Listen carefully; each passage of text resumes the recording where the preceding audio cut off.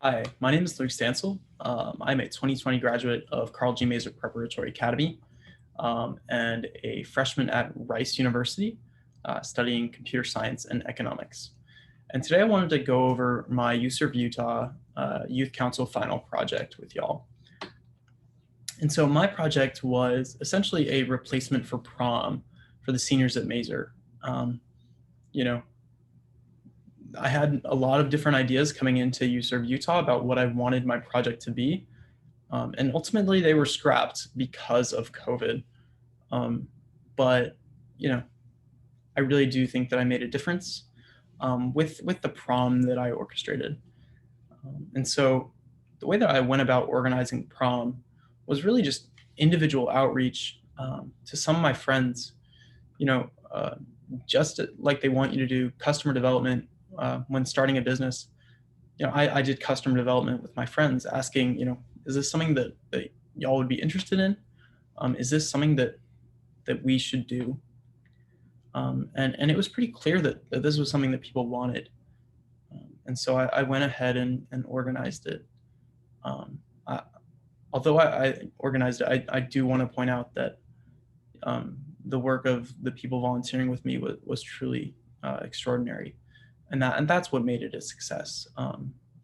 The fact that I had, a lot of classmates that were willing to, spread the word, help set up for the dance, and get their parents to chaperone, even though technically we didn't need chaperones because it was outside of the school. That's really what made the event so special. Um, it really did feel like a real prom. We were able to get Wadley Farms in Linden as a venue because one of our classmates worked there, and so we were able to just give this real prom experience to people that wouldn't have had a senior prom, um, and that was really special. It went really well, and people were really appreciative that we were able to do this. Um, we ended up instead of taking the usual $70 that people would spend on prom tickets, we took donations for the Equal Justice Initiative and the Innocence Project.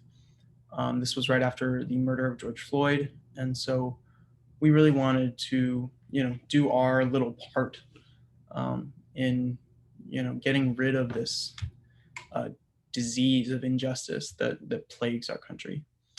Um, and so yeah, we were not able to collect as much as I wanted to, but if you want to know why I'm bitter, that is not in the scope of this presentation.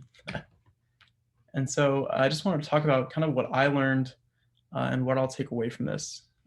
I think about myself, as an entrepreneur, I, really knew that I liked creating things and organizing things, but I didn't really realize how great volunteerism and creating these kind of events was.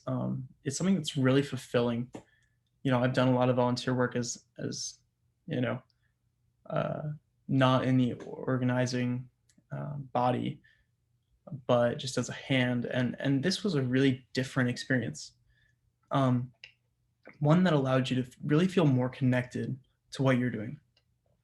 And with that, I think I learned that, when we talk about volunteerism, there's a lot more interest than we let on originally. We just need to make people passionate about what they're doing.